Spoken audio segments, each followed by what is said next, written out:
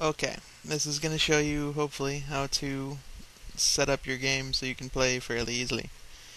For starters, hit escape and go to interface, and then click on action bars, and this will let you turn on the additional action bars the game provides so you can have more skills visible and readily accessible.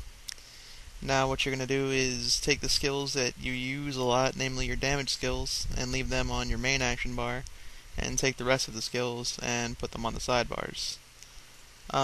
If you want to do it just from the spellbook, hit P to open up your spellbook, and then you can go through all the different tabs, mouse over any of the skills to read what they do, and then choose whatever skill you want to be on your bars and set them where you want them. You can take your aspects, which are basically passive buffs, and put them off to the side. Skills like this one, Serpent Sting, you want on your main bar because you'll be using that a lot. And Raptor Strike, for the early levels, you definitely want on your main bar as you'll be in melee a lot. Now on to getting some quests. Right click on anybody with a yellow exclamation point above their head, click on the quest you want, and then hit accept, and you're good to go. Now when you want to attack, you have the option of either left clicking on something to target it, or you can hit tab and it'll target the nearest enemy.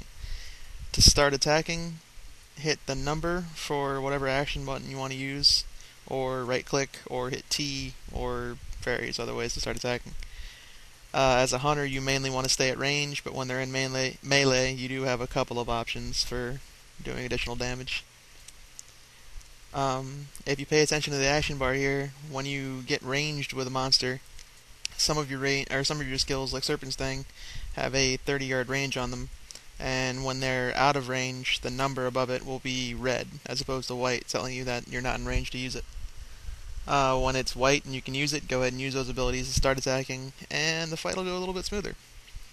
With hunters, if you're at range, you'll automatically shoot using your bow and arrow, and if you're in